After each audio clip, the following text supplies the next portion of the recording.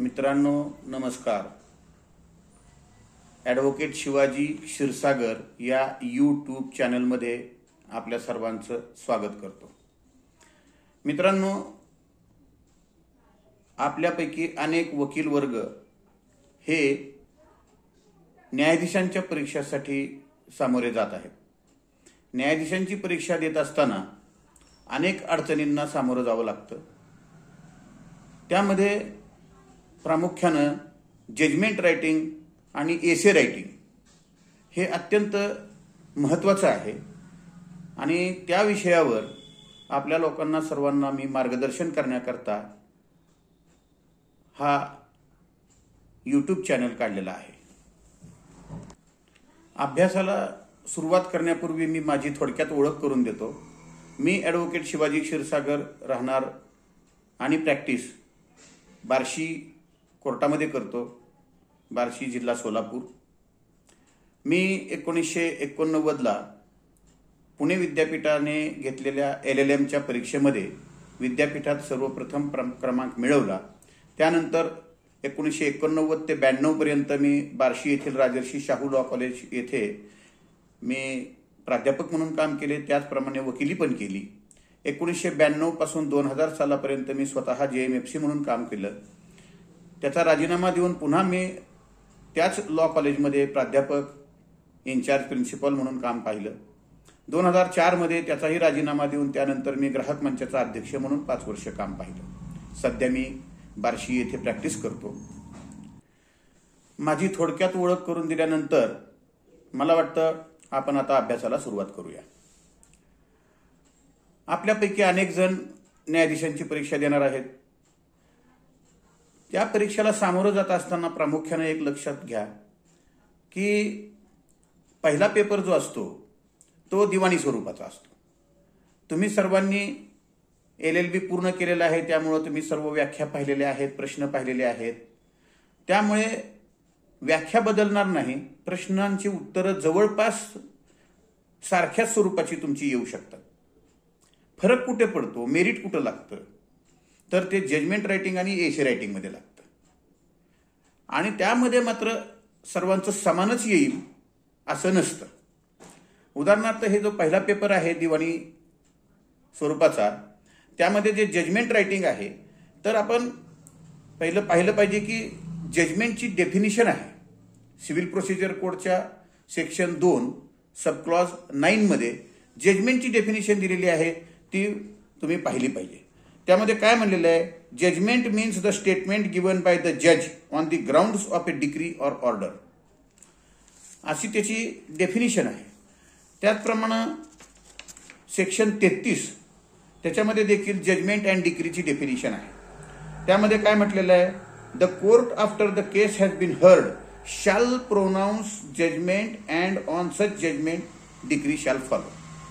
आता मित्रांनो, हे जजमेंट आणि डिक्रीची जी डेफिनिशन दिलेली आहे, आपण जर जजमेंट पाहिले तर त्यामध्ये काय दिसतं, पहिल्यांदा ज्युरिडिक्शन पाहिलं जातं की कुठल्या कोर्टामध्ये ही केस असेल, त्या कोर्टाचं नाव तुम्हाला लिहावं लागेल. डिस्प्युटेड पार्टीची नावं आपण लिहितो. त्यानंतर प्लेंटिफची केस थोडक्यात लिहितो. त्यानंतर डिफेंडंटची केस थोडक्यात लिहितो. त्यानंतर जे डिस्प्युटेड इश्यूज आहेत ते इश्यूज फ्रेम करतो. त्यानंतर रिझनिंग देतो.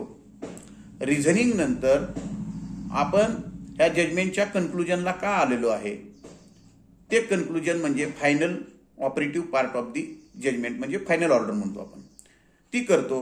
त्यानंतर उजव्या हाताला आपली सही, डाव्या हाताला आपली तारीख अशी टाकतो. ते जजमेंट पूर्ण झालं. आता हा जो फॉर्मॅट आहे हा सर्वांचा सारखाच आहे, फॉर्मॅट एकच आहे. हा कुणाला लागू आहे, सिव्हिल प्रोसिजर कोड प्रमाणे जजमेंट या फॉर्मॅटमध्ये असायला हवं, हे सबऑर्डिनेट कोर्टावर बंधन आहे, हे हायकोर्ट आणि सुप्रीम कोर्टावर नाही. त्यामुळे त्यांना हे नियम लागू नाही. परंतु तुम्हाला मात्र याच फॉर्मॅटमध्ये जजमेंट द्यायचं आहे. मग आता काय होतं, काही कारण नसताना माझे विद्यार्थी मित्र जजमेंट हा विषय निघाल्यानंतर थोडंसं त्यांना काळजामध्ये धस होतं की आपल्याला जमेल का, नाही जमेल का. तर तुम्ही पहिली गोष्ट म्हणजे ही भीती डोक्यातून काढून टाका. मी अत्यंत सोप्या आणि सुटसुटीत भाषेमध्ये तुम्हाला हाऊ टू राईट जजमेंट हे समजून सांगण्याचा प्रयत्न करणार आहे. आज आपण प्राथमिक चर्चा करतोय हाऊ टू राईट जजमेंटची. त्यानंतर पुढच्या व्हिडिओमध्ये मी प्रत्यक्ष आपल्यासमोर एखादं उदाहरण घेऊन कोणकोणत्या स्वरूपाचे जजमेंट असू शकतात, कोणकोणत्या स्वरूपाचे प्रश्न असू शकतात जजमेंटच्या बाबतीतले, याची सविस्तर चर्चा तुमच्यासोबत मी करणार आहे. आज आपण एवढंच पाहूया की त्याचा फॉर्मॅट काय आहे. आपण ऑनलाईन जजमेंट पाहिले असतील, अनेक जजेसचे जजमेंट्स तुम्हाला पाहायला मिळतात, ते वाचले असतील, अनेक लेक्चर ऐकले असतील. परंतु प्रॅक्टिकली काय आहे, ते जे जजमेंट तुम्ही वाचता त्याच्यामध्ये ते जजमेंट लिहित असताना न्यायाधीशांच्या समोर दोन्ही वकिलांचा युक्तिवाद झालेला असतो. समोर पुस्तकं असतात, ते समोर ठेवून त्यांनी ते जजमेंट दिलेले असतात. ती संधी तुम्हाला नाही आहे. तुम्हाला काय करायचंय, जो परीक्षेमध्ये प्रॉब्लेम दिलेला आहे तो प्रॉब्लेम बारकाईनं वाचन करायचा आहे. तो प्रॉब्लेम वाचल्यानंतर आता तुम्ही सुदैवी आहात की तुम्हाला मराठीमध्ये देखील ट्रान्सलेशन तिथं उपलब्ध आहे. नाही समजलं तर तुम्ही मराठीचा प्रॉब्लेम नीट वाचून घ्या. आणि लक्षात ठेवा, मला वेळ पुरला नाही असं म्हणणारा जो व्यक्ती असेल, जो कोणी परीक्षार्थी असेल, त्याला परीक्षेला पास होणं कठीण आहे. त्यामुळे जजमेंट रायटिंगचा प्रश्न शक्यतो सुरुवातीला घ्या. त्याला विशिष्टपणे 40 ते 45 मिनिट देऊन टाका. कारण इतर प्रश्नांमध्ये थोडंफार कमी जास्त चालतं, पण जजमेंट रायटिंग हे तुमचं उत्कृष्ट पाहिजे आणि चांगलंच पाहिजे आणि तिथंच मेरिट लागतं, हे नीट लक्षात घ्या. पहिल्या प्रथम प्रॉब्लेम समजून घ्या. त्यामध्ये जनरली जर लॉ पॉइंट तुमचा क्लिअर आहे का हे तपासायचं असेल तर परीक्षकांनी त्या प्रश्नामध्ये 1-2 खोचा मारलेल्या असतात. त्या कुठल्या मारू शकतात, तर पहिली कार्यक्षेत्राबद्दलची ज्युरिडिक्शन, कुठल्या कोर्टाला ज्युरिडिक्शन येईल. स्मॉल कॉज कोर्ट असू शकेल, दिवाणी न्यायाधीश कनिष्ठ स्तर असू शकेल, यापैकी काहीतरी असू शकेल. तर ते नेमकं ज्युरिडिक्शन कुठल्या कोर्टाला आहे हे तुम्हाला समजतंय का. आता ज्युरिडिक्शन सुद्धा पिक्युनरी ज्युरिडिक्शन वेगळं, टेरिटोरियल ज्युरिडिक्शन वेगळं, या पद्धतीचं काय आहे का हे तपासून घ्या. त्याबद्दलचा मुद्दा काढावा लागेल का. दुसरं काय असू शकतं, लिमिटेशनचा मुद्दा असू शकतो. तर लिमिटेशनचं कुठं काय खोचकपणे त्यांनी ठेवलंय का, सांद ठेवली आहे का, त्याच्याबद्दल त्यांना अपेक्षा आहे का, तुम्हाला हे लिमिटेशनचा सेक्शन 5 सेक्शन 6 माहीत आहे का, किंवा स्पेसिफिक रिलीफ ऍक्टचा सेक्शन 6 बद्दल काय आहे का, याचं तुम्ही व्यवस्थित वाचन करा. आणि मी आता सांगतोय त्याप्रमाणे लगेच ते सेक्शन पाहून घ्या. सेक्शन 6 का म्हणलो मी, स्पेसिफिक परफॉर्मन्सचा वगैरे. तर या गोष्टी तुम्ही तपासून घ्या. तुमच्या प्रॉब्लेममध्ये काय काय असू शकतं, क्वेश्चन्स ऑफ लॉ असू शकतात, त्याचप्रमाणे क्वेश्चन ऑफ फॅक्ट पण असू शकतात. त्या फॅक्ट व्यवस्थित वाचा. काय असू शकणार आहे, साधारणपणे दिवाणी न्यायाधीश कनिष्ठ स्तराच्या ज्युरिडिक्शनमध्ये मनी सूट असू शकेल, पार्टिशन सूट असू शकेल, रेंट ऍक्ट खाली एखादा दावा असू शकेल, specific performance, specific relief, injunction. प्रामुख्याने हे 5-6 प्रकरण किंवा मनी सूट, ह्याच्यापेक्षा दुसरे दावेच नाहीयेत.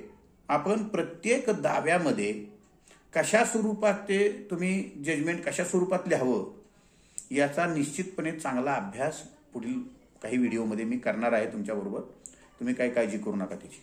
आत्ता तुम्हाला मी फक्त पहिला लेक्चर आहे, यामध्ये मी आउटलाईन सांगतोय की तुम्ही तो प्रॉब्लेम व्यवस्थित समजून घ्या. पहिली गोष्ट, मनातनं न्यूनगंड काढून टाका की मला जजमेंट रायटिंग येत नाही. सगळ्यांना एकच प्रश्न असतो, सगळ्यांना तेवढाच वेळ दिलेला असतो. काय सगळ्यांना दुसऱ्याला जास्त दिलाय, मला कमी दिलाय असं नाही. आपल्याला 40 ते 45 मिनिटांमध्ये जजमेंट रायटिंग कव्हर करून टाकायचंय परीक्षेत, आत्ता नाही. प्रॉब्लेम नीट वाचल्यानंतर तुम्ही ते ज्युरिडिक्शन तुमचं फिक्स झालं, कोर्टाचं नाव लिहून टाका. पार्टीची नावं तुम्हाला परीक्षेमध्ये दिलेली आहेत, ते लिहून टाका. आपलं नाव कुठेही डिस्क्लोज होणार नाही याची पूर्णपणे काळजी घ्या. वादी प्रतिवादी तुम्ही लिहिलंय. त्यानंतर तुम्ही सगळ्यांनी पाहिलेलं आहे की पहिल्यांदा आपण छोट्याशा ह्याच्यामध्ये त्या दाव्याचं टायटल तयार करतो की suit for specific performance of contract. Suit for partition, suit for injunction असे प्रकार आपण लिहून टाकतो.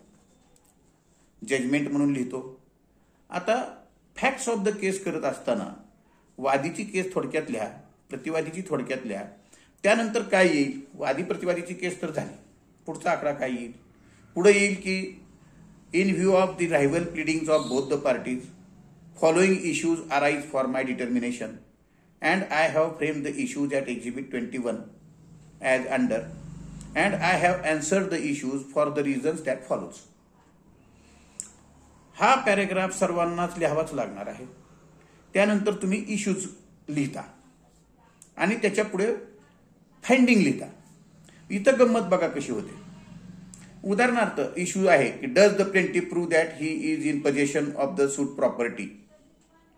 ह्याचं उत्तर काय लिहिणार? तुम्हाला 80% जजेस लिहितात इन द अफर्मेटिव्ह. बाब छोटीशी आहे. तुम्हाला जर विचारलं की जेवण करून आला का, तर तुम्ही काय म्हणणार? In the affirmative. उत्तर चुकीचं आहे. ग्रॅमॅटिकली तिथं पुढे येस ऑर नो असं लिहिलं पाहिजे. इन द अफर्मेटिव्ह कुठं लिहायचं मी सांगेन तुम्हाला. तिथं नका लिहू. इतर लोकांनी जजेसनी लिहित आले म्हणून तुम्ही लिहावं असं नाहीये. तर तुम्ही तिथे काय लिहा? Yes or no. आता हे जे इश्यूज तुम्ही लिहिले त्याचं फाइंडिंग जे तिथं पुढे लिहिलं त्याचं आपल्याला रिझनिंग लिहायचं आहे. अनेक वेळा असं होतं, छोट्या छोट्या गोष्टी आहेत पण तिथं तुमचा अर्धा एक एक मार्क कमी होतो.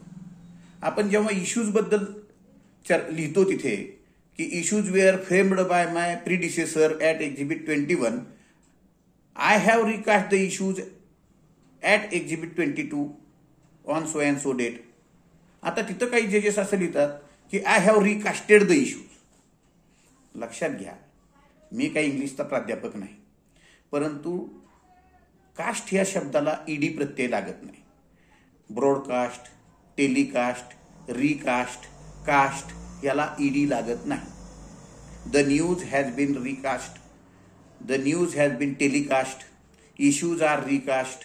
हे जिथं जिथं रिकास्ट, टेलिकास्ट, ब्रॉडकास्ट असेल त्या ठिकाणी ईडी प्रत्यय लागत नाही. The issues were recast at exhibit असं येईल. म्हणून ईडी कुठं लावू नका. जर तुमच्या वाचण्यात आलं असेल ते तिथंच सोडून द्या. ह्या छोट्या छोट्या गोष्टी आहेत. त्यानंतर इश्यूजचं जे तुम्ही फाइंडिंग दिलेलं आहे, बऱ्याच वेळा कन्फ्युजन असं होतं, परीक्षा देऊन आलं की विद्यार्थी एकमेकाला विचारतात तू दावा डिसमिस केला का डिक्री केला. एकाच दाव्याचं उत्तर डिसमिस पण असू शकतं आणि डिक्री पण असू शकतं.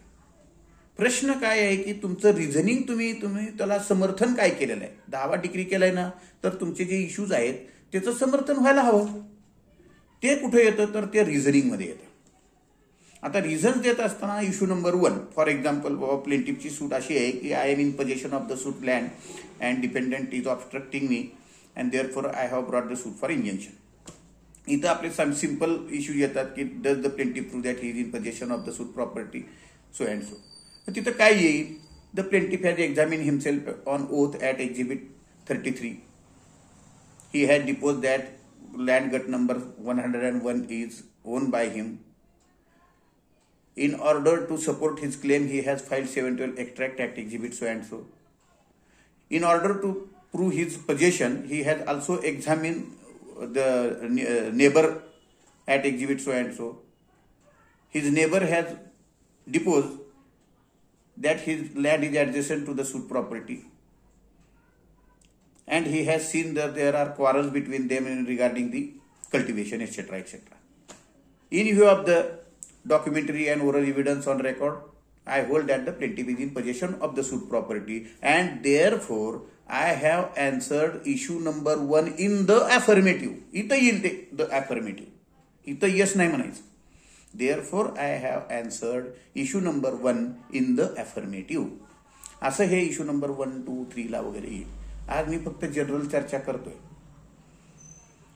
तर जेव्हा हे सगळे इश्यूजचे फाइंडिंग येतील, हे सगळ्या इश्यूजचं 1, 2, 3, 4 फाइंडिंग झाल्यानंतर पुन्हा एक कन्क्लुडिव्ह पॅराग्राफ आपला यायला हवा की त्याच्यामध्ये की in this suit the plaintiff has proved his possession, his title, and therefore it appears to be that he is entitled for the relief of declaration and injunction.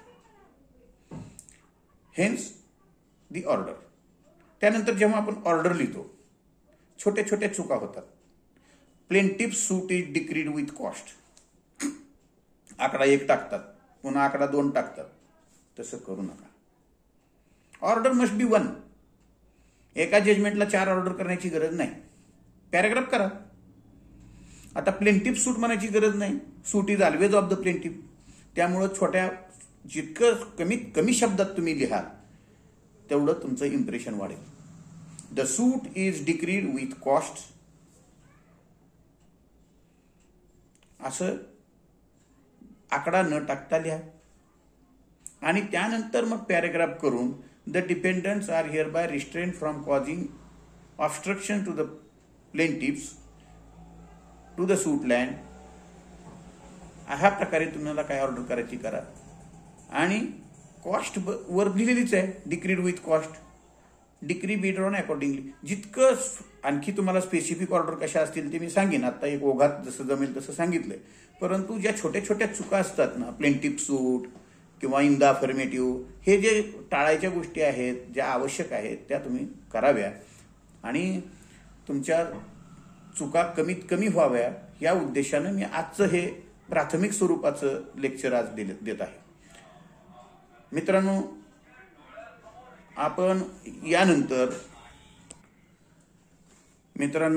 या यूट्यूबच्या चॅनलच्या माध्यमातून मी तुम्हाला परीक्षेच्या दृष्टीने येणारे महत्त्वाचे प्रश्न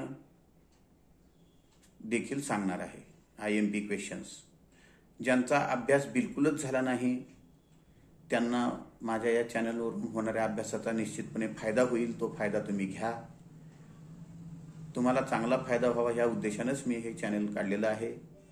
वेळोवेळी मी त्याच्यावर माझे जे हे आहेत व्हिडिओ ते प्रकाशित करीन.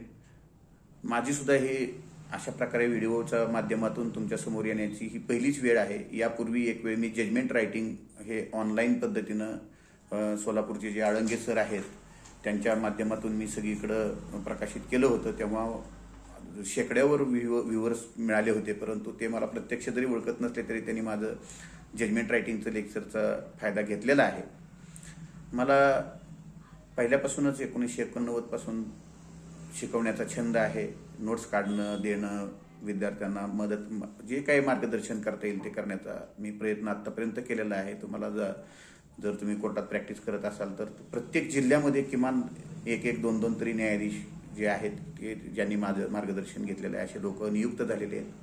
बार्शीमधल्या लॉ कॉलेजचं रेकॉर्ड झालेलं आहे की एकाच बॅचचे 12 जणांची बॅच होती, त्यातले 8 जण न्यायाधीश म्हणून नियुक्त झालेले आहेत.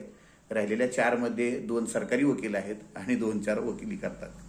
तर एक चांगल्या प्रकारचं मार्गदर्शन करण्याचा माझा पहिल्यापासून हेतू राहिलेला आहे. याच्यामध्ये कुठलाही बाकीचा हेतू नाही.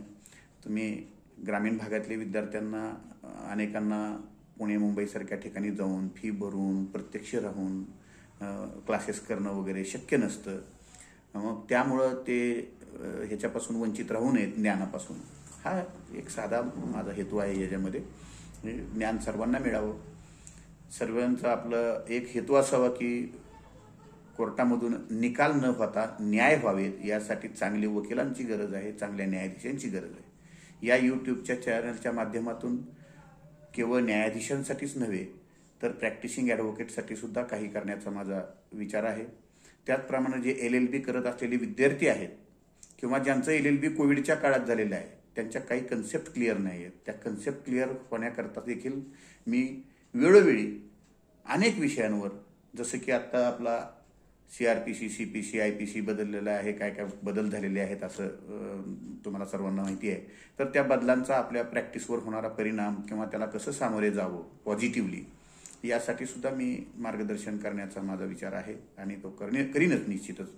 यूट्यूबचं माध्यम यासाठी खूप मला चॅलेंजिंग आणि चांगलं वाटलं, कारण मी क्लासेस पण घेत होतो पण त्यासाठी मला वेगळा वेळ द्यावा लागायचा. मग ते सगळ्या दगदगीतून मला ते शक्य कधी कधी होत नव्हतं. परंतु हे माध्यम चांगलं आहे. मी माझ्या सवडीनं व्हिडिओ करू शकतो, मी माझ्या सवडीनं यूट्यूबला टाकू शकतो. आणि हे बघत असताना कुणाला संकोच नको, कुणाला खर्च नाही, आरामात पहा. आवडलं तर बघा, नाही आवडलं तर सोडून द्या, तो तुमचा वैयक्तिक प्रश्न आहे. तर आज फक्त मी माझी थोडक्यात ओळख दिली, थोडक्यात माहिती दिली. ह्यामध्ये डीपमध्ये, सखोलमध्ये माहिती मी पुढच्या व्हिडिओमध्ये 1-2-3 दिवसातच तुमच्यासमोर येईल. वेळोवेळी पाहत राहा. तुम्हाला सर्वांना शुभेच्छा आणि धन्यवाद.